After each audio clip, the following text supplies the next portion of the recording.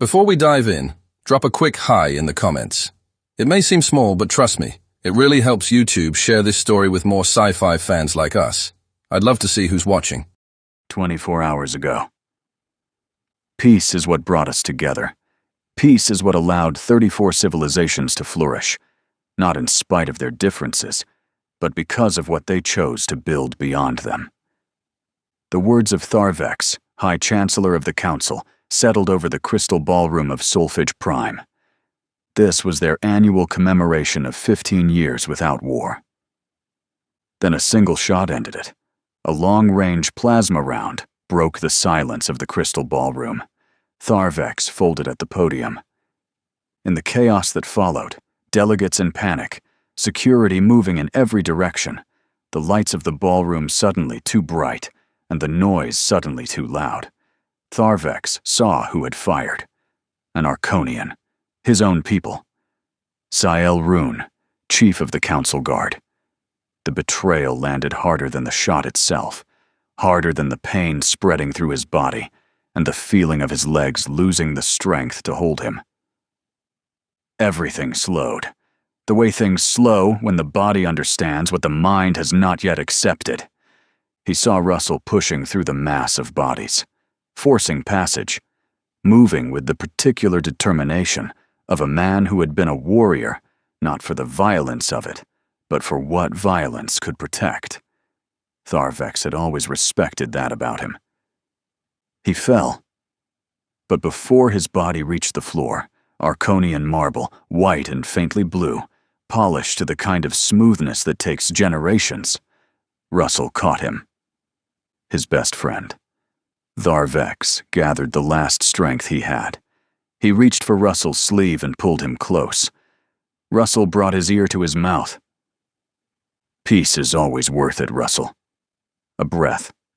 The last one. Fight for it. He closed his amber eyes. Lord Peace was dead. Present time. Severus had not moved his hand from the display. 3 days. 3 days until Drakthul's nearest fleet element arrived, and the margin for anything resembling preparation collapsed into zero. He turned to face the room. Behind him, the council was already destroying itself. Tark Soven moved first. The Celt delegate had the build of a species that resolved disagreement through momentum and the patience of one that did not. He planted himself at the center of the room, like something that had decided to become an obstacle. We strike now, before they complete their approach. Every hour we spend in this room is an hour their positioning improves, and ours doesn't. His gaze moved across the room with the particular quality of a species that considered hesitation a character defect. Severus has a fleet. We have fleets. The math is simple. Nuanvel of the Runkai did not move from his position along the wall. His species had learned long ago that stillness in a room full of agitated beings carried its own authority. The math, he said, with the precision of someone correcting a child, includes the fact that one of our own species may have just betrayed this council, and their ships are currently docked here. Before this council commits a single ship to a unified offensive, it will address that. His eyes found Arak Vaughn. The Arconian representative stood straight and said nothing. His command culture ran deep, and his capacity for shame ran deeper, and he did neither of the things Nuanvel wanted, which were flinch or argue. The shot came from the Arconian side of the room, Nuanvel continued. This council does not move forward, as though that fact does not exist. That fact, Tark Soven said, turning on him, exists whether we move or not. What also exists is a fleet 3 days out that does not care about our internal proceedings. Lethsoon, the Valor delegate, raised one hand, a gesture his species used to signal that the emotional temperature of a conversation had exceeded its productive threshold. Both positions assume that unified resistance is viable. His voice carried the careful precision of a species that treated language as engineering. The incoming force represents a scale of engagement that this alliance, in its current condition, cannot meet. There are channels worth exploring that do not require us to spend what we cannot afford to spend. The word channels landed in the room like something dropped from a height. Tark Soven made a sound his species used for contempt. Channels. He said the word the way you say the name of something you have found in a place it should not be. You want to open channels with what is coming? I want this council to survive, Lethsoon said. I am open to examining every available path toward that outcome. I did not say I had selected one. You implied it. I implied nothing. I stated a position. The distinction matters. Morn Koth had not spoken. The Dravathi representative stood near the far wall with the particular stillness of a species processing something it did not have a framework for. When he spoke, the room heard it immediately because his subsonic distress tone had been a constant presence since the night before, and now it was gone, which meant he was past distress and into something colder. My government is reviewing our fleet's position here. Each word placed with the flatness of a species that had already made a decision. Dravathi home systems are not positioned to absorb the scale of engagement that display represents. Our presence in this alliance was predicated on a collective defense capability that I am no longer certain exists. Then you die alone, Tark Soven said, not cruelly, as a statement of tactical fact. We may die either way, Morn Koth replied. At least alone we choose where. The Sarathi elder opened his eyes. He looked at the room with the quiet gravity of a species whose diplomatic tradition required that grief be acknowledged before business was conducted, and had been watching this room conduct business over grief since the moment the feed from Solfege Prime's ballroom had gone dark. We are performing the enemy's work for them, he said quietly. Every word spoken in this room against each other is a word that does not need to come from outside. Silence. Brief. The kind that follows a truth nobody wanted stated aloud. Noonvel broke it. Sentiment, he said. The Sarathi elder wants unity. Unity did not protect Lord Peace. Unity did not prevent the shot. What this council requires is accountability before it requires anything else. And accountability begins with the Arconian fleet standing down. Arak Von moved for the first time. One step forward. His voice, when it came, was the voice of a species whose command culture did not permit self-pity, but had no rule against precision. The Arconian fleet will accept whatever conditions this council requires. He did not look away from Noonvel. Stand down. Disarm. Cede command. We do not contest what happened. He paused, but understand this. Every ship you sideline is one you won't have in 3 days. The enemy knows that. That's why the shot came from our side of the room. Tark Soven looked at Arak Von with something that was not quite respect, but was adjacent to it. 2 of the smaller delegates near the back had been moving toward the door for the last several minutes, in the incremental way of species that do not want to be seen leaving. They had almost reached it. Russell stood up. He had been against the wall since Severus turned from the display. Seated. Still in ruined robes, the blindfold dark at its edges. His hands rested flat on his knees, his face angled slightly upward, not searching the darkness, but listening. 15 years on this station had not left him when his sight did. He tracked the room by sound now. Voices, shifts of weight, the small changes in breathing. The way you track something you know well enough that it no longer requires thought. He stood, and the room settled on him the way rooms do when the person who matters decides to move. He did not speak immediately. He let the attention settle. Arak Von is right about one thing.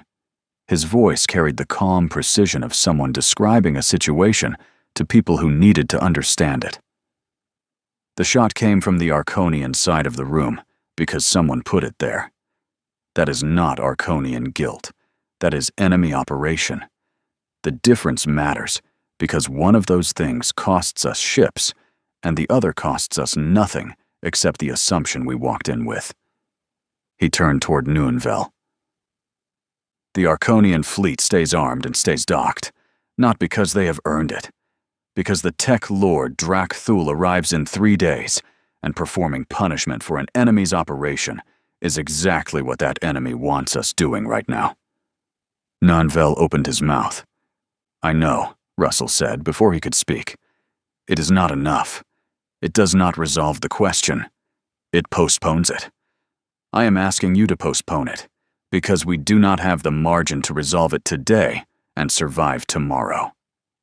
He turned toward Lethsoon. There are no channels. The tone of someone describing geography. There is this council, or there is the sequence, in which you are individually removed. That is the complete list of available options. Every hour you spend looking for a third option is an hour Kalvoran and Syra Keth uses to close another corridor. Lethsoon was still. Russell turned toward Morn Koth. Your home systems are 3 days away from this fleet and 2 days away from the next one. Distance is not protection. It is just the order in which you are reached. A beat. Stay. Not for the Alliance. For the math. Morn Koth looked at the display, at the 3 different mass signatures, at the numbers that did not improve regardless of which direction you approached them from. He did not move toward the door. Russell turned toward the center of the room, toward all of them. Tharvex built something that held for 15 years. It held because he understood that 34 species agreeing on anything is a miracle, and you do not waste miracles on pride. He stopped. The weight of the name in his own sentence was visible in the half-second before he continued. His last words to me were, "Fight for peace. We vote on unified command under Severus. We vote now, not because it is comfortable, because it is the only move left that doesn't hand them the win before the first shot is fired." The room was quiet. Not an agreement, but the particular quiet of a room that has stopped fighting itself long enough to hear something true. Then the communications panel opened. No announcement. No frequency identifier. For a moment, there was only the shift in the room, attention pulling towards something that had not yet spoken. Then she did. Her voice settled into the space, low, calm, charming. I am Tech Lord Syra Keth of the Vorith Dominion. She let that sit, not as a threat, as context. Then, Tharvex. She pronounced it correctly. The final syllable carried the Sarathi elongation used for the dead. The Sarathi elder went still. I studied him, she continued, her tone even. What he built was remarkable. 34 species choosing alignment over conflict is not a small achievement. A brief pause. It was also costly. No emphasis, no push. The word stood on its own. The shot came from the Arconian side of the room. What an irony. Silence spread through the chamber, quiet and active. Her voice shifted slightly, warmer. I'm not here to demand surrender. That term is inaccurate for what follows. I am offering survival. She gave the room time to absorb it. A framework in which 33 species retain their systems, their populations, and their future. A framework that does not require continued sacrifice for a belief that has already cost your Lord peace. Another pause. This framework is not available to all 34. She did not clarify. Movement began at the edges of the room. Morn Koth turned toward the door. 2 smaller delegates moved with him. Russell said nothing to them. He turned toward the communications panel, toward her. When he spoke, there was no heat in it, no urgency, no strain, only the steady voice of a man who had already understood what he was facing. You chose a formal council proceeding, he said, deliberately. You wanted the room already listening before you began. The weight of it, the authority. You prepared this long before Veracun ever reached this station. The broadcast did not respond. Russell continued without rushing. You said 33 species, not 34. You left us out, carefully enough that everyone here completed that thought themselves. A brief pause. You didn't exclude us because we're the threat. You excluded us because we're the answer. If we didn't matter, you would have included us and let us disappear quietly. You didn't. That tells me everything I need to know. There was a pause from the broadcast. Then her voice returned, not louder, but sharper now. The softness stripped to something more dangerous. The answer, she said. Tell me, counselor, how many answers does a blind man provide? You stood in that ballroom while Lord Peace died within reach of your hands. Hands that failed him in time. And now, eyes that cannot see what is coming. A slight pause. You held 15 years of peace together and could not hold one room. What exactly are you the answer to? The room stilled. Russell did not move. He stood with the composure of a man who had already decided what to do with it. When he spoke, his voice had not changed. Everything you just said is true. Tharvex is dead. I am blind. The room nearly broke. He turned slightly, addressing the council as much as her. And she needs you to hear that. She needs you to see weakness, to finish the calculation she started, to believe the doubt is yours and not hers. He faced the panel again. You studied Tharvex. You learned how his name is spoken for the dead, and used it to make this room grieve instead of think. I knew him for 15 years. Do not tell me what his death cost. You don't have the range for it.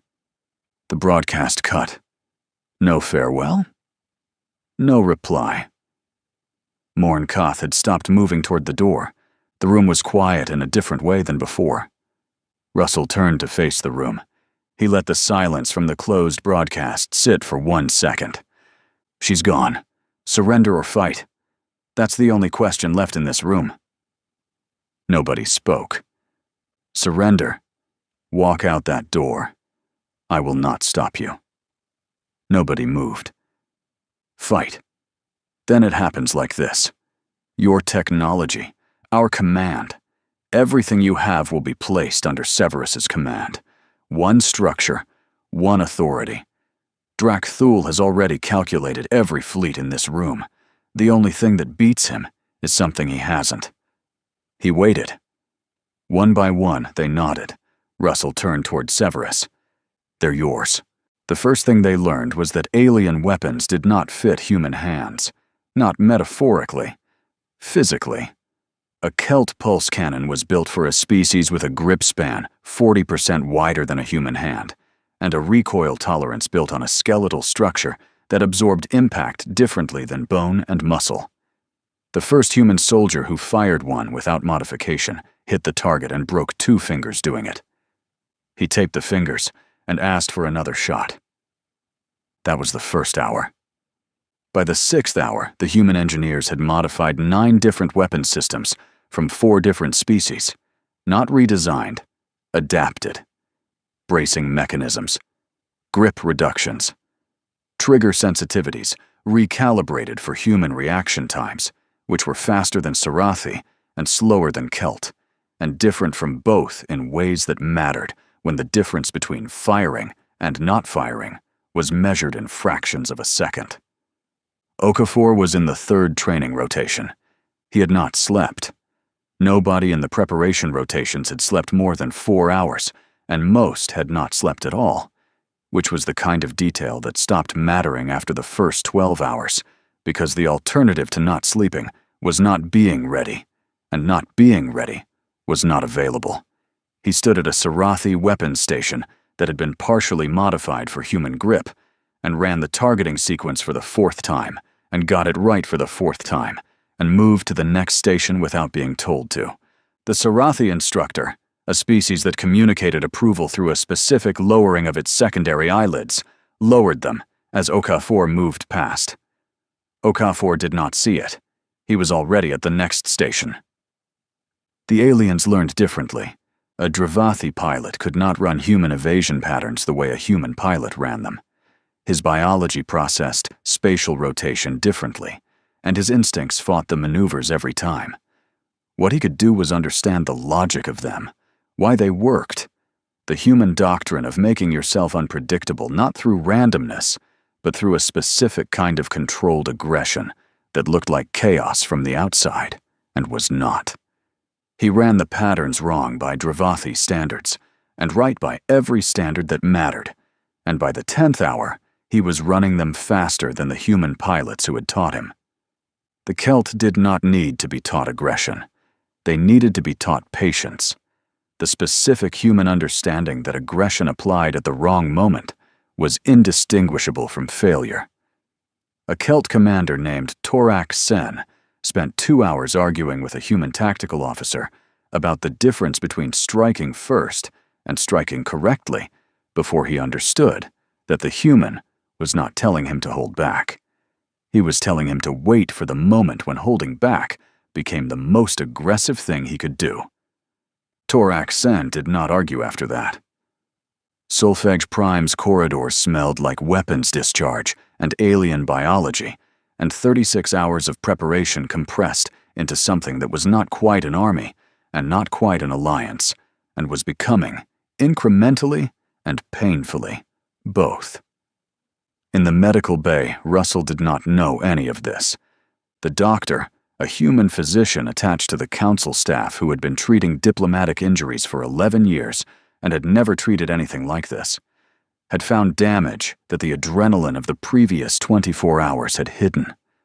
3 cracked ribs, a partial ligament tear in the left shoulder from the fight against Verakun's forces, bruising along the left side that suggested an impact Russell had not registered taking and could not remember, and the eyes, the sockets where Verakun had removed the implants, raw and inflamed and requiring treatment that would take time the rest of the station did not have. The doctor sedated him. He had been awake for 31 hours, and his body had been making the argument for the last 6 of them. He was unconscious before the sedative finished its work.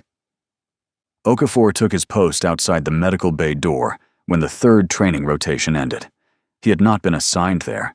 He had simply gone there, the way soldiers go to the place that makes the most sense when nobody has told them where to be. He stood with his back to the wall beside the door and did not move and did not sleep, and watched the corridor traffic of a station preparing for war pass in both directions. The doctor came out once, checked that Okafor was there, and went back inside without saying anything. Severus slept for 3 hours. No more. Not out of fatigue, but because he needed his mind clear and fully focused for the war ahead. He held the War Council in the Operations Center 12 hours after the vote. Representatives from all fleet-capable species, along with the commanders and tactical officers who would be making decisions once the shooting started. He did not hold a briefing. A briefing implied information flowing in one direction. What he ran was faster and uglier than that. A series of direct questions and direct answers and direct corrections when the answers were wrong, which they sometimes were, and nobody in the room was given the luxury of feeling bad about being corrected because there was no time for it. He laid out Drakthul's doctrine in 4 sentences. Overwhelming force, direct assault. No subtlety. He does not adapt mid-battle because he has never needed to. Then he laid out the formation he intended to use, something no single species would have designed alone because no single species would have had the components for it. Human aggression at the tip, Sarathi precision on the flanks, Celt mass at the center holding the shape of it together while everything else moved. The Dravathi running interference patterns that would make the formation's edges look softer than they were.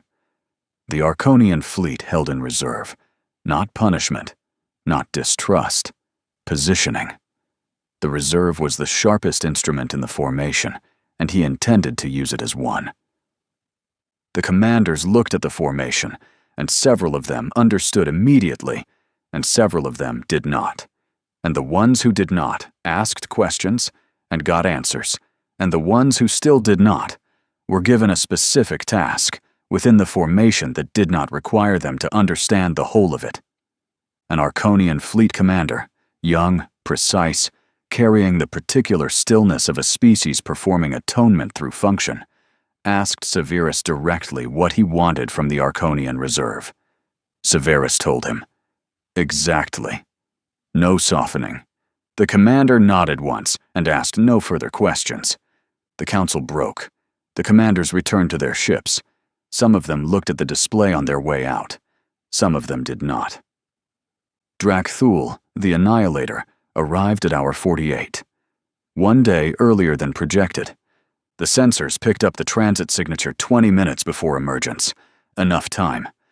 Severus had been monitoring the approach vectors since hour 30 and had moved the fleet to its position at hour 42, 6 hours before emergence, which meant that when Drak-Thul came out of transit, he did not find a station scrambling to respond.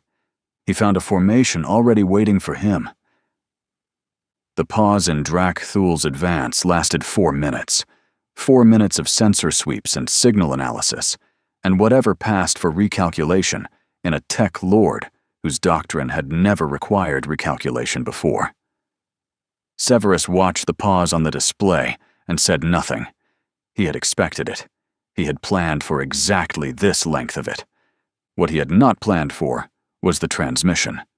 Drak-Thul did not broadcast to the council. He broadcast to his own fleet, an internal frequency that the Sarathi Signals Intelligence Team had broken 17 hours earlier and had been monitoring since. The transmission was brief. 3 seconds, a single phrase in Vorath military dialect that the translator rendered as, "They are flying together." Not a question, an observation delivered in the tone of something encountering a variable it had not included in its calculations and did not have an immediate category for. 34 species operating as one structure under human command was not a scenario Drak-Thul had prepared for because it was not a scenario that had existed before 48 hours ago. Then he attacked. His doctrine did not permit extended recalibration, overwhelming force, direct assault. He came in with everything he had along a single axis of approach, the way a species that had won every engagement through mass and momentum attacks, committed, certain, the full weight of his fleet moving as one instrument toward the center of Severus's formation. The formation held. The first exchange cost 3 ships, 2 Dravathi interceptors and a Kelt cruiser that took a direct hit to its drive section and went dark in 11 seconds. The Dravathi pilots were recovered. The Kelt crew was not. Tark Sovan received the report on his flagship's bridge and said nothing and did not change his fleet's position by a single degree. Drak-Thul pushed harder. His second wave was heavier than his first. The Annihilator's version of adaptation, which was not adaptation at all, but escalation, the doctrine that had always worked before applied with greater force. The center of Severus's formation buckled under the weight of it. 2 Sarathi vessels pulled back 30 degrees to avoid catastrophic damage and created a gap that Drak-Thul's lead elements pushed into immediately. Severus let them in. The gap was not a failure. It was the mouth of something. The Sarathi vessels that had pulled back were already moving to close behind Drak-Thul's lead elements as they pushed through. The Kelt mass at the center compressed inward. The human vessels at the tip curved back along the flanks with the specific controlled aggression that looked like retreat and was not, driving Drak-Thul's lead elements deeper into a space that was getting smaller.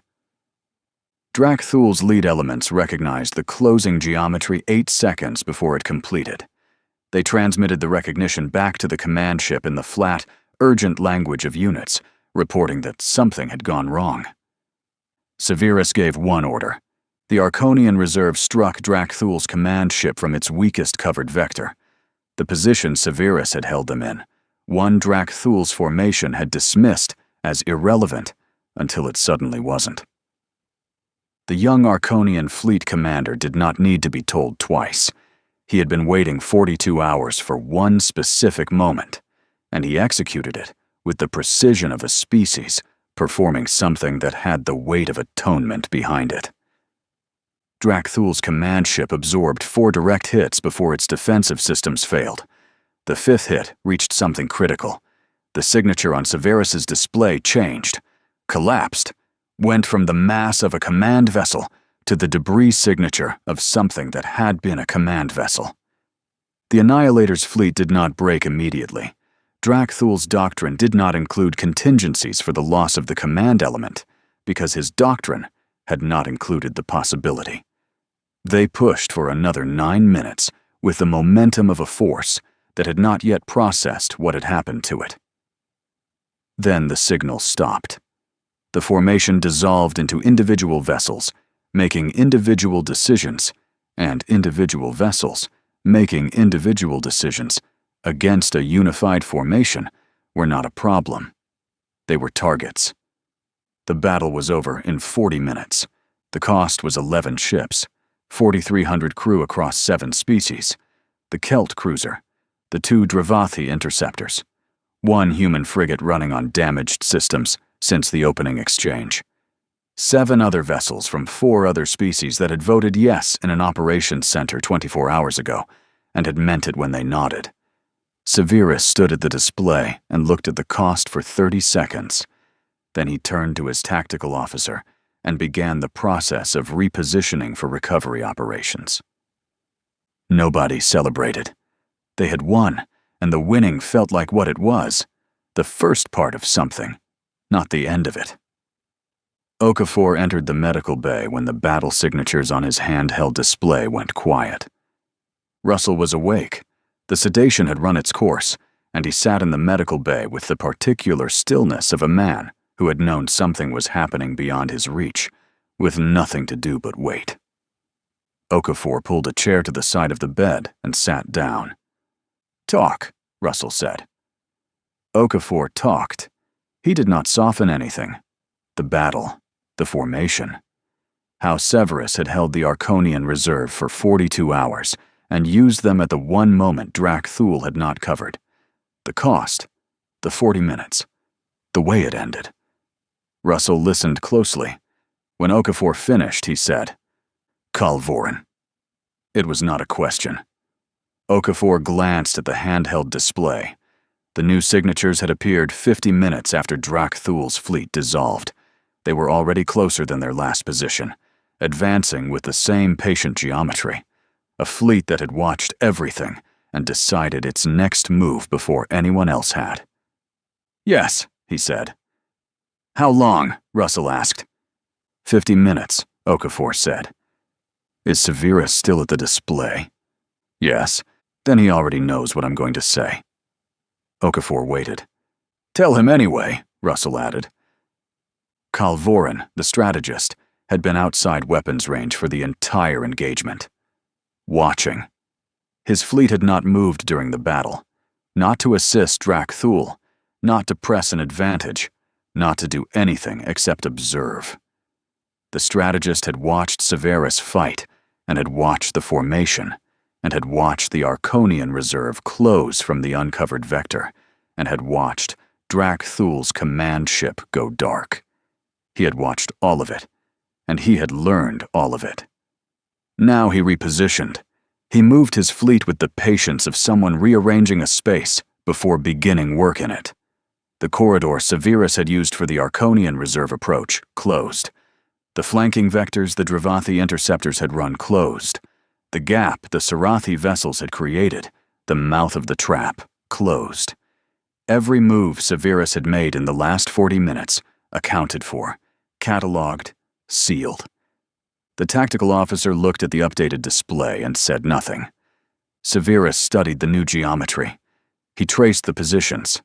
He found what Calvorin had left open and understood immediately that what had been left open deliberately because Calvorin wanted him to use it. Okafor's message arrived on the operations center display. 4 words from Russell via Okafor, transmitted from the medical bay. He already knows. Find new. Severus read it once. Then he raised his hand and set it against the display and began looking for something Calvorin had not seen yet. Outside Solfege Prime, in the dark between the wreckage of Drakthul's fleet, the strategist waited. He had seen everything Severus knew how to do. Now he wanted to see what Severus would do next. Severus had not left the display. The wreckage of Drakthul's fleet was still cooling in the dark outside Solfege Prime when he found it, the thing Calvorin had not seen. Not because it was hidden, because no commander who valued his fleet would consider it. It was harsh and direct, and it would cost ships he did not have margin to lose, and it was the only move available that Calvorin's calculations could not have accounted for, because those calculations were built on a fundamental assumption that the commander on the other side valued survival over victory. Severus called the commanders back. They came without ceremony. Some of them had not left the operations center. Some of them had been on their flagships and came back through docking corridors that still smelled like the previous battle. They arranged themselves around the display, and Severus showed them what he had found, and did not soften what it would cost. The Sarathi elder, who had been present and silent since the vote, looked at the formation on the display for a long moment. Then he looked at Severus. "You are asking us to be the gap," he said. "Yes," Severus said. The Sarathi elder was quiet. His species' diplomatic tradition required that the weight of a decision be fully felt before it was made. He felt it. Then he nodded. Torak Sen, the Celt commander who had spent 3 hours arguing about patience, and had not argued since, looked at the section of the formation assigned to his fleet. He looked at what it would require. He made the sound his species used when something was exactly as difficult as it should be, and nowhere near difficult enough to refuse. "When?" he said. "When he commits," Severus said. "Not before." Torak Sen nodded. One by one, the commanders confirmed, not enthusiastically, not with the energy of species that had just won a battle and believed winning was a pattern, with the particular steadiness of beings who understood exactly what they were agreeing to and had decided it was worth agreeing to anyway. The young Arconian fleet commander was last.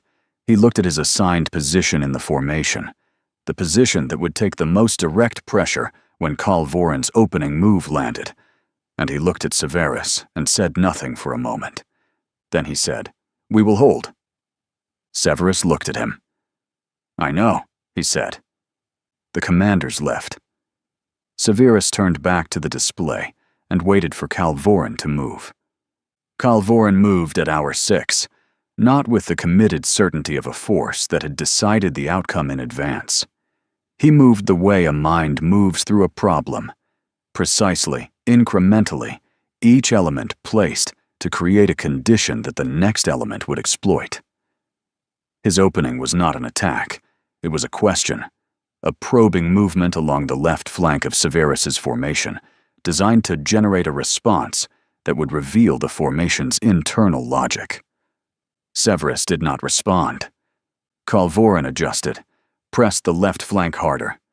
The Dravathi interceptors on that flank held their position without the evasion patterns that had defined their role against Drakthul, and that stillness was information. It told Calvorin that Severus knew he was being read and was withholding his responses deliberately. Calvorin found that interesting. He shifted to the right flank, harder. The Sarathi vessels there absorbed the pressure without pulling back, without creating the gap that had destroyed Drakthul, and Calvorin recalculated again, faster this time, running through the available responses and finding that Severus had removed all of them. Every move that had worked against Drakthul was gone. The formation was not the same formation. It was something new, built from the same components, and it did not behave the way his calculations said it should. He pressed both flanks simultaneously. The formation buckled. 3 vessels on the left took significant damage. A Vylor science ship, a human frigate already running on reduced capacity, and a Runkai patrol vessel. All three took hits that would have forced them out of the previous engagement. None of them pulled back. Kalvorin recalculated. The answer that came back was one he had not expected. The formation was not holding because it was strong. It was holding because it had decided to hold. And that was a variable his calculations did not have a reliable model for, because it was not a tactical decision. It was something else. Something that had been built in an operations center after the death of Lord Peace, when 33 species had looked at a blind human counselor and nodded one at a time. He committed his center. It was the move Severus had been waiting for. The center of Kalvorin's formation drove into the apparent weakness between the two pressured flanks, the gap that the damage had created, the space that looked like the mouth of an opportunity. 3 seconds after his center committed, Severus gave the order he had been holding since the commanders left the operations center. The formation inverted. Not partially, completely. The flanks that had been absorbing pressure became the closing arms of something that had been waiting to close since the battle began. The Celt mass that had been holding the center drove forward into Kalvorin's committed force from below. The Arconian reserve, repositioned during the 6 hours Kalvorin had spent probing, hit from the vector that the commitment had exposed. It was not the same trap as Drakthul's. It was harsher, more expensive. 3 more vessels were lost in the closing, their crews holding position long enough for the maneuver to complete. Kalvorin's center was inside the closing formation when Syraketh's broadcast arrived. She did not enter the room the way she had entered it before. No pause, no calibration. Her voice was present immediately, calm, melodic, the register of something delivering information it had already processed and found satisfactory. "I am withdrawing." The operations center went very still. "My fleet will not engage. This is not a tactical decision. It is a final one." A pause, not for effect, not to manipulate, simply the pause of something that had completed its work and was taking a moment to confirm the completion. "You have fought well. Better than the model suggested. The cost of engagement at this point exceeds my strategic requirements." Another pause. Shorter. "This war is over for me." The broadcast closed, the same way it closed the first time. No farewell. Simply absent, as though she had never been in the room at all. The tactical officer looked at Severus. Severus did not look away from the display. On the display, Kalvorin's formation had gone still. Not a tactical pause, but the pause of something processing new information in real time, already losing, and reaching a conclusion it could not recover from. His center was inside the closing formation. His flanks were cut off. Syraketh was not coming. Kalvorin sent one transmission, not to Severus, to Syraketh's fleet frequency, the frequency that was already moving away. The translator in the human command center rendered it in 3 words. "You planned this."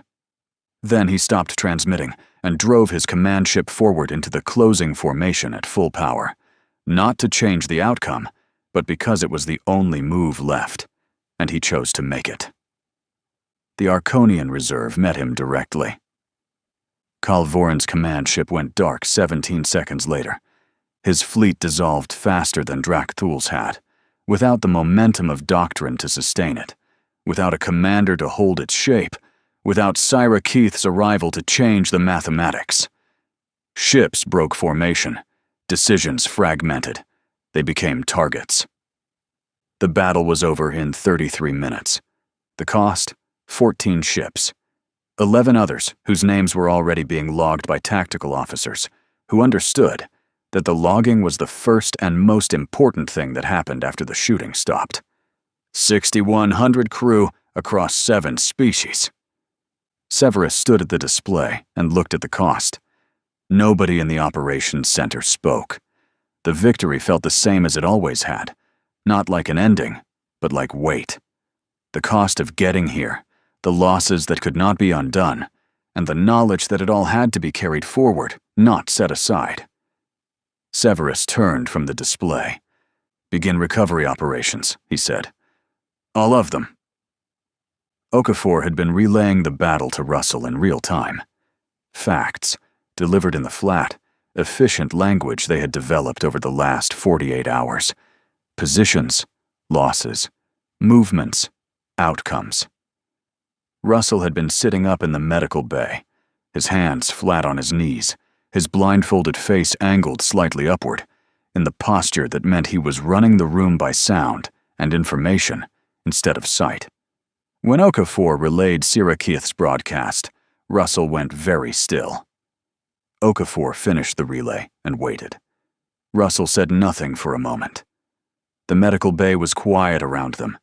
The doctor had stepped out. The corridor beyond the door was empty.